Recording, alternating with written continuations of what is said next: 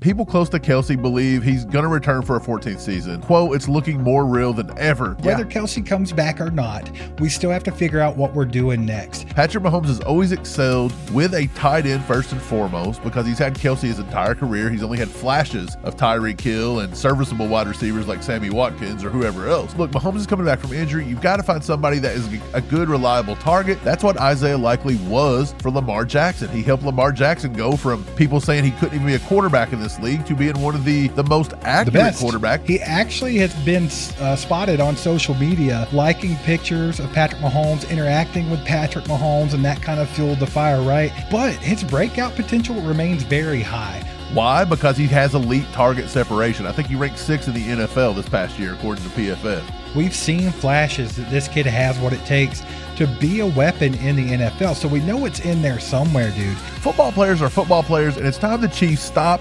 putting so much stock in metric and going out and finding damn good football players. Chiefs Kingdom ACU crew, welcome back to All Chiefed Up, the #1 independent Chiefs channel on YouTube.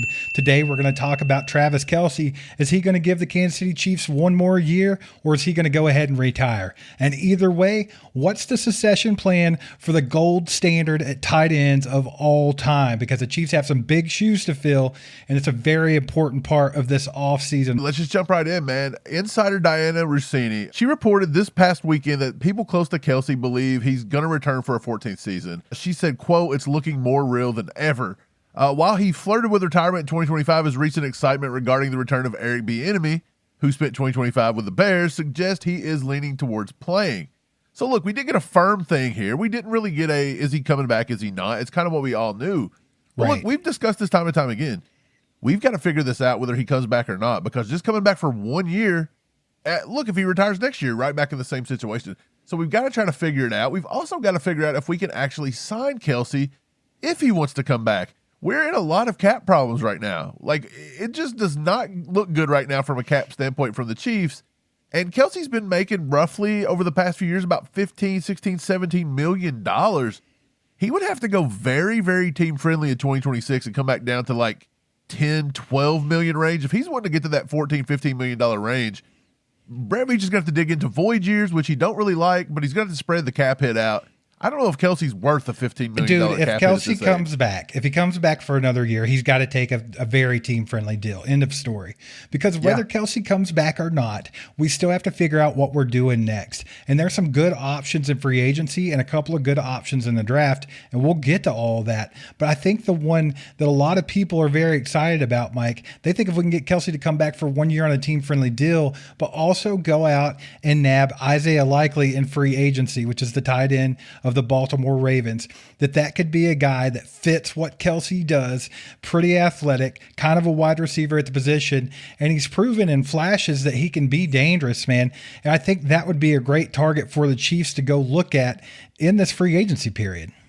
Yeah, Isaiah Likely is a guy that we liked coming out of school. I think he played at Coastal Carolina. I know our pops loved him. He's a move tight end. He gets after it. He gets out. He gets open. He finds soft spots in zones. He wins matchups. He's only 6'4", 241, so he's a little on the smaller side. A lot of draft picks coming out this year. You've got Kenyon, Sadiq, and guys like that. And a lot of people are saying, well, Kenyon Sadiq's too little. He can't play tight end in this league. He's 6'3", 245. Come on, Well, I hate to break it to you, but Isaiah Likely's 6'4", 241. There's not that much different. Wasn't that the same argument with Jatavion Sanders last year? People are always looking for something. Yes, they're always looking for something, and it's always going to be, oh, it's a half an inch short here, or he's too slow here. Look, football players are football players, and it's time the Chiefs stop putting so much stock in metric and going out and finding damn good football players. Right. Well, I mean, it's all speculation, but Likely is often cited by fans, insiders, and everything as a prime candidate for the Chiefs to get in here and fill those legendary shoes of Travis Kelce, man. And the thing about it is there are a couple weird little connections there. He actually has been spotted on social media liking pictures of Patrick Mahomes, interacting with Patrick Mahomes, and that kind of fueled the fire, right? And then you look at the Ravens situation. They extended Mark Andrews through 2028. And that kind of signals to me that they may be ready to let Likely walk this offseason, because why are you going to pay 2 top tier tight ends? I don't see that happening. And the Chiefs, they're reportedly projected over the cap, so they're still going to face competition from other teams that want to get Isaiah Likely. If that's what the Chiefs want to do, they're going to have to deal with teams like the New York Jets, who now have his old coach as a head coach, or the Vikings, who are always looking to add at tight end. Lately, they've had TJ Hawkinson, but they could definitely want to go that route. Because they don't have anybody there, man. So there are some teams that could definitely be in the mix for Isaiah Likely. Do I think he's a great fit for the Chiefs? Let's talk about that for a minute. Mike, you talked about the market value. And the Chiefs are in some cap problems. They have some cap problems. But Isaiah Likely, analysts are kind of valuing him somewhere between $8 to $10 million a year. It's like, that's a far cry from what Kelce's been getting paid. It's a far cry from what you would have to pay for somebody like Kyle Pitts or someone of that nature. So, I mean, he does kind of fall into that. If the Ravens tried to keep him and franchise tag him, they'd have to pay $15.8 million this year. And I think with the extension of Mark Andrews, I feel like that's unlikely. But as far as the fit with the Chiefs and the Chiefs offense, I mean, Likely excels as a big receiver. He's not the traditional inline blocker, and that's what Kelce's always been pinned as. He has a career 124.6 passer rating when targeted, and he's shown elite reliability, dropping only 2 passes over the last 2 seasons. The Chiefs, they use a heavy dose of 12 personnel, Mike. We know they like to play the 2 tight ends, and that would give him a chance to learn right beside Kelce. And then if Kelce only plays 1 more season, that means Isaiah Likely could be your Y ISO by next year. And that's the thing, man. There's not really any catches here other than Isaiah Likely's not a great blocking tight end. There's certain little things here and there, but I think that he fits the scheme. I think he kind of fits into the budget depending on how they go about freeing up cap space. I like this target. I really do. Look, you're not bringing in a tight end to replace Kelce to block. You're just not doing it. That's my point. That's not what Andy Reid wants. It's not what he needs. That's why we have the Noah Grays and the Jared Wileys of the world. That's why you always go out and get the Blake Bells, or you go out and you do something like that. You get your bigger tight ends that way. Those are your depth tight ends. We need guys that can continue to move this offense. This is a very tight end forward offense.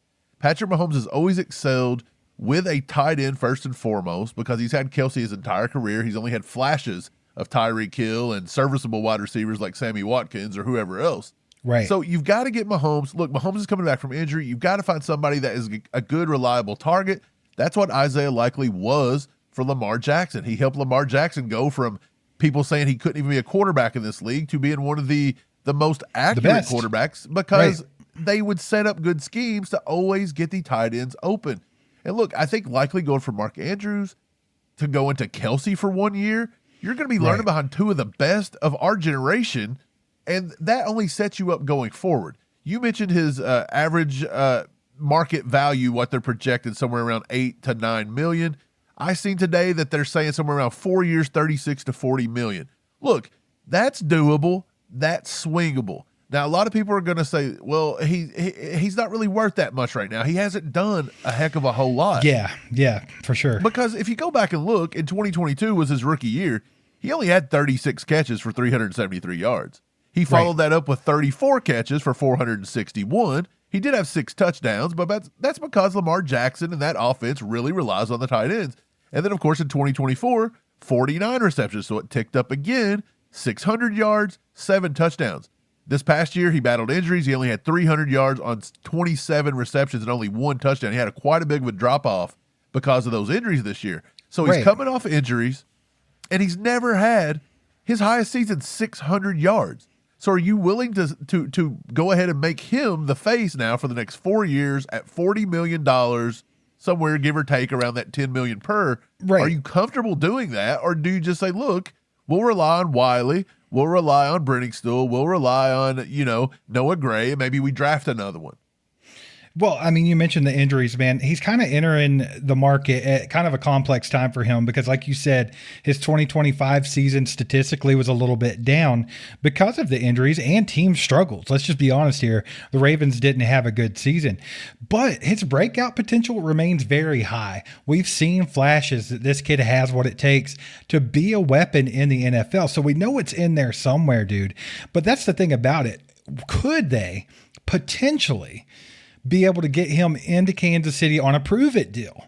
The Brett Veach loves the 1-year prove-it deals, the 2-year, whatever you want to do. The next great playoff touchdown is coming, and you can bet on every moment of postseason glory. We've teamed up with DraftKings Sportsbook because playoff football delivers the biggest scores of the year, and every trip to the end zone matters more than ever. Whether it's first touchdown score, anytime touchdown, player props, or same-game parlays, DraftKings gives you more ways to ride the adrenaline of every score during Super Bowl 60. Right now, new customers that bet $5 can get $300 in bonus bets if your bet wins by signing up using our promo code ACU. With DraftKings, the crown is yours.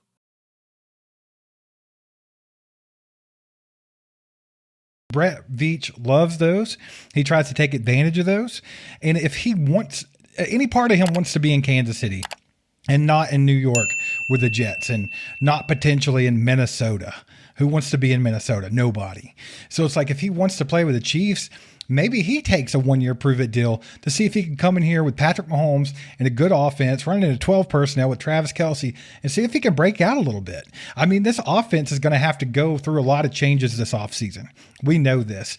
They already brought in Eric Bieniemy to restructure the run game. They brought in a new wide receiver coach. They're ready to change some things, hopefully for the better, and get the scheme to where it needs to be. And I think that would be a great time for Isaiah Likely to come in here, learn this offense, learn the tweaks of it with everybody else on the squad, and maybe have his breakout year. Look, I think he's got the potential for that. Here's the thing I'll say about Likely. I think out of all the tight ends you can get, and this even includes Kyle Pitt, I feel like Likely could be more of an offensive weapon than all these guys. Why? Because he has elite target separation. I think he ranked 6th in the NFL this past year, according to PFF. That's crazy. He's got tight end 1 level production on minimal opportunities because of Mark Andrews. Right. I really do think that he's got all the intangibles to come in and make some noise. And the only other option here that Chiefs fans kind of want to look at is Kyle Pitts. And just for a second with Kyle Pitts, look, Kyle Pitts is he had a good year right off the bat with Matt Ryan. I think he was the first tight end to hit 1,000 receiving yards as a rookie since Mike Ditka did it. So, I mean, it looked like it was going to start hot. It kind of fell off. It almost felt like it was a bust or he was in a bad situation. But look, they've put Matt Ryan in as the president of football operations in Atlanta. They have hired Kevin Stefanski, who he's done a lot of good work with tight ends in Cleveland, right, with David Njoku and all those guys, Harold Fannin last year. I think when it's all said and done, Kyle Pitts will never hit the market. I think Matt Ryan and Stefanski are going to put an extension out for Kyle Pitts, and he will never hit the market. So for me, Isaiah Likely is possibly, and probably not possibly, but I think he is my number 1 tight end candidate if I'm going to go out and spend money in free agency. I think so too. I would love to say Kyle Pitts, but I just think the market value is so tremendous with him, and I think he's not getting there. Right. There's going to be a lot of teams that want him too. So there's going to be a bit of a bidding war for him. I just don't know if the Chiefs have enough firepower to compete, to be honest. I mean, we just talked about the cap struggles, man. So I think I'm with you. I think Isaiah Likely is probably my favorite target too. When I start thinking about it, it's like, cool, we could draft. And we'll talk about a couple of those guys in the draft here in just a little bit. So stick around for that. You could do that, but you don't really know what you're getting in a draft. Even if you get a top tier draft prospect, you still just don't know how they're going to translate to the league. You just don't. We've got Jared Wiley. We have Jake Brenningstool. We got some Noah Gray, who I don't think's ever going to get there. None of those guys make me feel warm and fuzzy. Okay, if we were able to get Isaiah Likely in here, that brings me a lot of hope. I think that he could do it. I think I've seen him do enough to where I think he could be that next guy. Him and Patrick Mahomes, after Kelce rides off into the sunset, that could be an awesome duo, man. So I'm pretty excited about it. It'll be interesting to see how all that plays out. Free agency's coming up here in about a month. So it's going to be cool to see what the Chiefs decide to do. And we know that they're going to be players in possibly running back and pass rushers and things like that. So maybe they decide not to dip into free agency as far as tight ends. That's a possibility. We'll just have to wait and see, man. A lot of different angles that they could take. A lot of different ways they could go about building this roster this year. So it's going to be very fun and interesting to see. Mike, let's move on to another subject, y'all.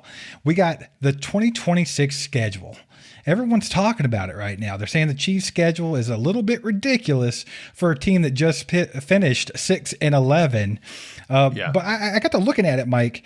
It's telling me here that the strength of schedule ranking for the Chiefs next year, even with the opponents that are on there, is 14th in the league. That sounds middle of the pack to me. And granted, they were not necessarily middle of the pack. They were a little lower this year. I still don't think it's enough to be furious about. If you really start looking into it, I mean, you know they're playing the good divisional teams because the AFC West is on the up and up. So there's going to be some tough matchups there. And then, you know, they're kind of playing those teams that really the only ones that determine like your record from the previous year only determines like a handful of games, right? And I think this year it kind of determines who they're playing as far as the Bengals, the Colts, and the Falcons. And let's be honest here, it sounds worse than it might be because the Colts were good for half a season. The Bengals are dangerous sometimes, but they haven't been. So it just sounds like teams that could knock them off, and it sounds like tough games. But in reality, those teams weren't good last year either. So I don't know if I'm on the side of the fence where I think the Chiefs are getting the shaft here. What do you think about it? I think you can go both ways with it here. You would think that a team that didn't make the playoffs, that a team that only finished the season with 6 wins, wouldn't really draw such a tough schedule, but it's just the nature of the beast and the way they do it. Look, the 49ers are a formidable team. We're going to play the 49ers. That's one of our off seasons. The New England Patriots, hello, they were just in the Super Bowl. Good young quarterback, a great defense. New England has the number 2 scoring defense. They only allowed 14.8 points in 2025. Okay, so you're going to get Buffalo. You mentioned them. That's the number 3 ranked scoring offense. Josh Allen then put up 312 yards per game in 2025. They're going to play Seattle. They're the Super Bowl champs. The number 1 ranked total defense. You can go down the board. Yes, they get the Jets. Yes, they get the Colts. But look, it's just one of those things where it's like the Colts were good this year, if I remember correctly, up to a certain point until about the time the Chiefs kind of took them out the pasture a little bit. But you're going to have, again, the Rams are back on your schedule. That is a very good team. And the Bengals, that's another matchup with Burrow, and they're always decently solid. I mean, and you know we're going away to play Josh Allen in Buffalo because that is a staple. That's what I'm saying. So when you look at it, when you look at it and you look at just those 3 matchups that I think that stick out, which is what people's referring to as murderer's row, you play Seattle, Buffalo, and New England. I mean, that's 2 out of the 3 Super Bowl, or 2 teams in the Super Bowl, and Buffalo, who should have been right there, and they just screwed it up. And then, not to mention, the other heavy hitter was Denver. If Bo Nix don't go out, you're playing them twice because you're in the division. And then the Rams lost to Seattle to see who was going to go to the Super Bowl, and we're playing them too. So we're essentially playing every single playoff team. It's tough. It's super tough. But, like, here's the thing about it. People are saying it's not fair. I think in the NFL's eyes, it's perfectly fair because it's mathematical, and that's just how they do things. That's what they've always done. The Chiefs just happened to draw the NFC West, the AFC East this year. And that's what introduces a lot of these teams that you're talking about, the 49ers, the Rams, the Seahawks, the Bills. And I think they just had some, I guess you could call it like third place bad luck, right? Because usually if you're finishing in third, it kind of gives you an easier slate going forward. Right. But the problem is in 2025, because of parity in the league, injuries and stuff like that, teams that were sometimes, a few years ago considered elite, like the Bengals, or really good teams like the Colts, they also finished third in their division this year, meaning the Chiefs are going to end up playing them as opposed to like the true bottom feeders that you would expect them to play. So I think it definitely makes it look a little rough, man. I think the unfair feeling kind of comes from the fact that the Chiefs' easier games are against those teams that are historically dangerous to the Chiefs, like the Cincinnati Bengals. They just happen to have a bad 2025. And additionally, I think the one thing that does kind of suck for the Chiefs, and the only major disadvantage that I see here, is the fact that they're playing 9 road games as opposed to 8 home games. So that kind of sucks. There's not really much you can do about it, and that's a significant disadvantage, right? And I mean, the silver lining to the whole thing, Mike, is the fact that they get a higher draft pick, right? Like, you sucked last year, you went 6-11, now you get to pick at number 9. But the way things played out, you're playing one of the tougher schedules, so next year's not going to get any easier for you. Andy Reid has his work cut out for him, dude. Right. And I mean, if you look at our schedule last year, People were saying we're going to be 12-0, 13-0. If you wasn't projecting the Chiefs to have 13 wins, people said you were a bandwagon fan. You didn't know football. Right. So it doesn't matter. Like, we seen teams last year on our schedule that we thought were going to be great, like the Detroit Lions. Our lowly team actually beat the Detroit Lions. The Detroit missed the playoffs. You know what I'm saying? Yeah. So it doesn't really matter. It's tough to look at projections now. There's always going to be several teams that can go worst to first in divisions. Right. So you never really know how it's going to play out. But I think just looking at that Seattle, Buffalo, New England, that little stretch, those teams aren't really going to go anywhere. And I guess you can go ahead and throw the Rams back in there as well. Barring the Rams losing Stafford or Buffalo losing Josh Allen or whatever it is, if Seattle can keep their core together, if New England, I don't see Drake May going anywhere. He's only going to get better. So I feel like all these teams can only get better. So, yes, the Chiefs do have a pretty tough schedule in 2026, but you may have some teams like, say, the Chargers implode a little bit, or maybe even Denver takes a step back. You never know who's really going to take a step back. Maybe the Colts can't find that Daniel Jones magic, and they take a step back next year. So you just don't really know what's going to be good and what's going to be bad until you go out and play the games. Absolutely. You guys get down in the comments. Let us know how you feel about the schedule for next year. Do you think it's fair? Do you think it's going to be tough? How do you think that's all going to play out? But y'all, let's talk about a couple of draft prospects. And since we're on the theme today of tight end, let's start off with the one that everybody loves, Mr. Kenyon Sadiq from Oregon, Mike. He's an exciting tight end, man. Let me know what you think about this dude. Yeah, I really like Kenyon Sadiq. He's my number one tight end by far. I think he's worth a top 20 pick. There may be some people argue with me on that. They say maybe he's fell down in the second round. Look, I think he's an athletic freak. I don't know how many times I can say that. The dude looks insane. He's got crazy measurables. He used to be a quarterback, I think, in high school. Isn't that like a telltale thing with these tight ends? Travis Kelce used to be a quarterback. That's a good thing. Yeah, that's a really good thing. Look, he was a former wide receiver as well, so he's got yak ability. He had 10 missed tackles forced. He's very versatile. He can go wide. He can go in the slot. He can play in line. He can even give you special teams. He's an elite special teams guy. Like, Kenyon Sadiq, I think, is a great move tight end and could seamlessly just kind of fit in with the Chiefs offense. Right. He's going to give you what Noah Gray gives you to the extreme. And I think he can very well take over for Kelce. Again, he's a little bit undersized. Everybody says he's too small, but look, he's right in line with Isaiah Likely. We're not wanting our tight ends and asking our tight ends to go block against a 300-pound guy on the edge anyway. 100%. That's not what they do. So look, his size, I'll give it to him. He's a little undersized. We'll say he's not going to be a great inline blocker. Big deal. Oregon like to utilize him in the screen usage. So about 52% of his catches in 2024 was just from a screen. So people say, well, his route running, this and that. They used him in a screen for a reason, because he's a freak athlete. He's not easy to take down, and he's a yak monster.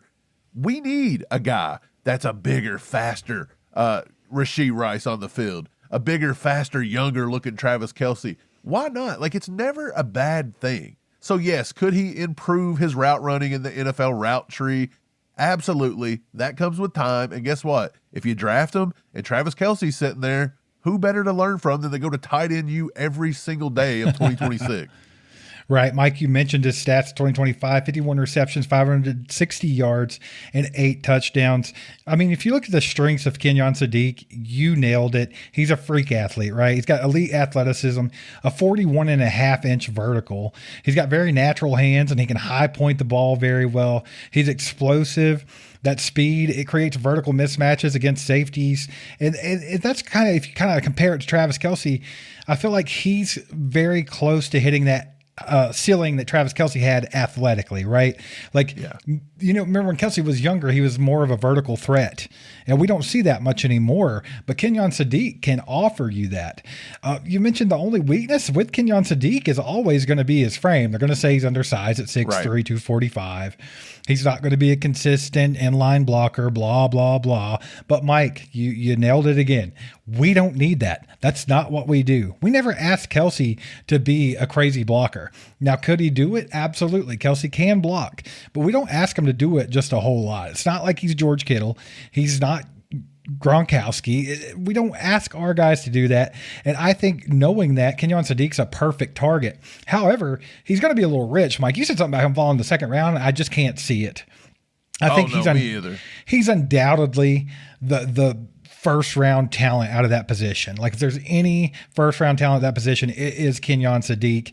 They're projecting him mid to late first round, 15 to 25 range is where he's being projected. And I think that's kind of where he's going to go. So can the Chiefs be a player for Kenyon Sadiq? That's the big question, because if they're picking at number 9, you're not going to reach that far on a tight end. You're just not. But if they trade back, and pick up an extra pick, and they pick up a later pick in the first round, that's when you could see them take a shot on Kenyon Sadiq. If you see them trade back and they gain a pick, that's when you might see them pull the trigger on a Kenyon Sadiq and go for a tight end that could be athletic, take over Kelce's role, moldable. I mean, he's a little bit raw, so I feel like they can kind of mold him into how they want him to be. And he's got all the athleticism in the world. And I think it would be a very interesting thing to see him with the Chiefs, man. Yeah, absolutely. Here's the thing. I misspoke a little bit. Kenyon Sadiq was not a quarterback. He was a former wide receiver. Okay. So I misspoke on that one. Hey, but even better, baby. That's what we're going to use him as. The other guy that we're going to talk about in a little bit, he was a former quarterback. So I just got those wires crossed a little bit. But here's my thing. Andy Reid loves chess pieces. Hey, he loves people that can motion, people that'll come in and out of the backfield, that can split out wide, that can hide in the slot. They can do every bit of that. They use timing and leverage. This is what he loves. That's what Andy Reid loves. And so he wants that quote joker weapon in an offense. That's what he wants. And this is a guy in Kenyon Sadiq that is perfect for that. Like, there's just something about watching Kenyon Sadiq film. To me, he's one of the few guys in this draft that I put the tape on and I'm like, I really like this guy. Blue chip I can see this guy. Like, he is legit. And look, his offensive coordinator there, Will Stein, he is now at UK. He's going to be head coach at UK. And honestly, I think Will Stein underutilized him in Oregon. I really do. I think Kenyon Sadiq could have been a 1,000-yard receiver if they'd have used him properly, and they just really didn't do it. Like, they had so many weapons, and they would do fun little gadget things and this and that. And I just don't think Kenyon Sadiq was even used to his full potential. I think he's every bit of a big-time weapon that could turn into this next great, because it seems like every year there's one or two tight ends that just come out, and you're like, man, I can't believe the Chiefs passed him up. I believe Sadiq's going to fall right into that category. Absolutely could. Just kind of put a bow on Kenyon Sadiq. Here's what he is, man. Offensive row, vertical threat, red zone weapon. He's got that Kelce factor. Like I said, I think he's the closest to Kelce's athletic ceiling, but it comes with a high price tag, as he's going to probably be a first round pick in the draft. And you just don't know if you can use a number 9 pick on a tight end. Right. So I don't know if the Chiefs are going to fall into that wheelhouse unless they trade back. But y'all, let's talk about another tight end. The 2025 John Mackey Award winner, which means he was the top college tight end and former quarterback, as you mentioned. We're talking about Eli Stowers of Vanderbilt. Yeah. He's got a unique mental edge here because, like you said, he used to be a quarterback. So he's got that exceptional quarterback brain, if you will. He can find the soft spots in zone coverage. He's got elite yak ability, polished route runner, reliable hands. I mean, this kid is really good. He finished 2025 with 62 receptions, 769 yards, which led all power 4 tight ends and 4 touchdowns. The weaknesses they like to come at him with, same thing. It's his frame, very light for the position. He's only about 235 pounds. That limits his ceiling. Is like the trench bully or inline blocker and everything that people talk about with George Kittle and all those guys. But once again, we don't really use our tight ends that way, so it's not a huge problem for me. And also, his draft projection is early to mid second round, but some people have him slipping into the third. So he could definitely be in the Chiefs' wheelhouse, because if the Chiefs decide to go, say edge rusher or wide receiver or running back, what have you, in the first round, they're not picking again until, mid second round. So it's pick 40. Yeah. Right. Kenyon Sadiq's going to be long gone by then. So your next target is going to be Eli Stowers, Mike. I think he's excellent. He's a high volume, big slot chain mover. And that's what Patrick Mahomes needs. He needs that security blanket, right? He's pretty, and Eli Stowers, when you compare him to Kelce, he's got that similar IQ where he used to be a quarterback. He can find the soft spots in the zones. He knows where he needs to be at. He can get on the same page with the quarterback. The way that Kelce and Mahomes used to have that little connection there, and I think he could definitely do that. And like I said, second round pick, maybe third, definitely doable, man. I really like Eli Stowers. Right. Look, you mentioned it. Stowers is a guy you're going to pick up possibly in the second round, maybe early third round, but I would say pick 40 is where you're going to be looking at him to start to come off the board. He's clumped right there in the mid second, and I would say all these guys are probably top 75 players, but you're going to have Eli Stowers, you're going to have Michael Trigg from Baylor, and you're going to have Max Clare out of Ohio State. Those are going to be like your second clump behind Sadiq. And then there's a few other ones we may get to in just a little bit, but Stowers is a guy that I really like, and I like him better than Michael Trigg. I think Michael Trigg has got a lot of problems out of Baylor. I don't think he plays special teams worth of crap. I think for a tight end, he shies away from trying to get hit, which you can't have. He basically quit on Ole Miss when he wasn't even put in his system and ended up at Baylor. So I got some major red flags for him, and not to mention he's 24 years old, so he's a little older. So for me, it'd be Stowers and Clare out of Ohio State. And honestly, I like Stowers' athletic ability a lot better. I really do. Like you mentioned, he's a former QB, so he is elite, and he's got that feel for just finding soft spots in zones and things like that. He was the high jump champion, I'm pretty sure, in high school. So he can get up. He can get up quick. He can get up above corners. He has exceptional body control when he does it. Look, he's got reliable hands. You mentioned it. He only had 2 drops in the past 2 seasons. So Crazy. That's it. And then, like you said, he was the John Mackey Award winner, which was, best tight end in the country, proven SEC production. He goes against, he helped turn around with Diego Pavia, just a trash team in Vanderbilt. And I'm sorry if there's any Vanderbilt fans out there, but they were a laughing stock in football for years and years and years. And in 2 years, they turned them around into, I don't want to say a powerhouse, but they were right up there, man. And look, he's got some things that people don't like. They say he's a little light in the pants, Well, he's just a slot player. He's not going to be able to block. He's going to telegraph some routes here and there. He don't play special teams a lot. Okay, I get it. Special teams with even Trigg, I could let that go with special teams a little bit because you're not going to let your starting tight end play special teams anyways. Kelce's not playing special teams, right? So the thing is I can let that go a little bit, but I'm not going to let go you shying away from contact, you giving up on your team, you doing things like that. And look, Stowers don't have any of that. Stowers is awesome. Him and Pavia have been together for a few years.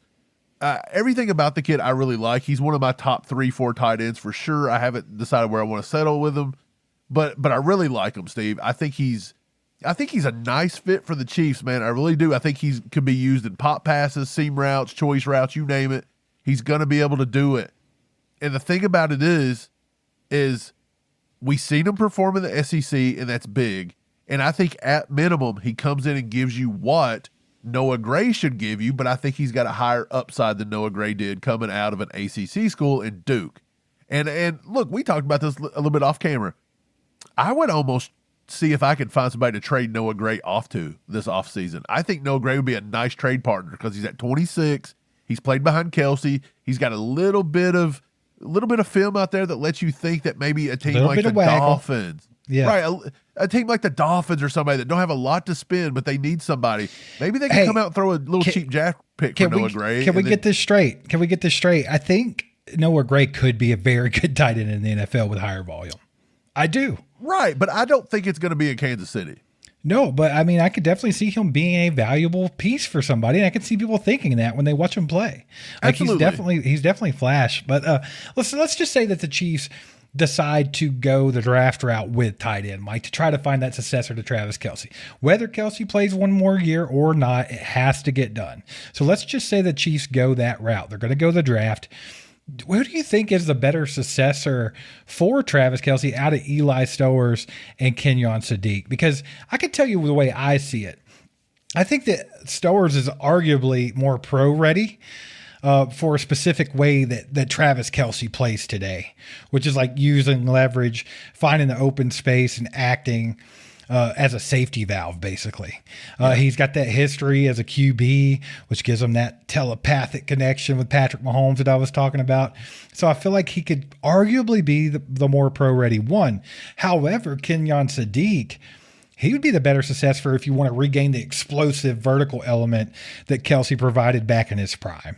Sadiq's often compared to Brock Bowers for his ability to be the best athlete on the field at any given time, and I think that would be the way to look at it there. So I kind of want to know what you think. Who do you think would be the better successor? It's easy. I would say, obviously, it's Kenyon Sadiq. He's my number one. Okay. I think he's my number one by far. Kenyon Sadiq is one of my top favorite, probably 5 to 10 guys in this entire draft. He's a my guy. Kenyon Sadiq, I really love him. He was the first guy I fell in love with watching film. I like his attitude. I like his body frame. Everything about what he does. I feel like he loves to play the game. I like him. Now, look, if the Chiefs pass on him because we're sitting at a weird spot at number 9, you may not get him. The only way you're going to get him is, like you said, you trade down or you get rid of McDuffie out of the blue and you maybe get a late first-round pick and you can do something. Other than that, you're looking at second round and on. And look, I would be fine with Eli Stowers too. I would be super excited. I think he's a more athletic, a better pro-ready player than what Noah Gray is when Noah Gray come out. And you see that Noah Gray, like you said, could have probably been a successor to Travis Kelce if Kelce would have maybe dropped off a little quicker or retired sooner or whatever. But I think he's picking at it so much that I feel like Noah Gray's kind of losing his luster a little bit because he kind of fell off a little bit last year in a lot of situations. He was dropping balls, didn't look like his head was in it a lot of times. So there was a few things there. I think he needs to go get a fresh start, get a draft pick from him. I would be super pumped for Eli Stowers. There's a lot of guys right there that I would be decently happy with. Like I said, Max Clare, I wouldn't bat an eye at. Joe Royer out of Cincinnati, another Cincinnati kid. There's a few down there. Sam Roush out of Stanford. I talked about him. I think he's moving up probably into the second round. I think Todd McShay's saying that he's quickly becoming his number 2 or number 1 tight end fighting with Sadiq. So I think you're going to get guys that pop up in the draft, but I'm super excited I would be excited with Stowers at 40, and I would be pumped with Sadiq, and I can't say at 9. So I would say Sadiq at like 15 or 16 if you trade back. You got to trade back, baby. I don't know about number 9. Guys, let us know what you think. Get down in the comments. We want to know if you think Travis Kelce is going to give Kansas City one more year or not. Even if he does, do you like the free agency route? Do you like Isaiah Likely? Do you like Kyle Pitts? You want to pay a bunch of money for Pitts? Tell us what you think. Would you rather go with the draft route? And if so, which one of these guys that we talked about today do you think would be the better pick for the Chiefs to be that successor to Travis Kelce, whether it's Kenyon Sadiq or Eli Stowers? You guys that are listening on Spotify, Apple, and all podcast platforms, do us a favor. Give us a 5-star review. Leave some kind words for us. If you're watching on YouTube, we freaking appreciate you. Just hit that like button for us. Subscribe to the channel if you haven't already. And you know the drill, man. Share us with your friends. Help us out. You can become a member at join.allchiefedup.com on YouTube. $5 a month. Get some members-only live streams. We give away stuff. It's fun. You can buy stuff at the merch store, merch.allchiefedup.com, and help support the channel and get some pretty cool swag. So that's going to wrap it up for today, man. And we'll catch you next time. Go Chiefs.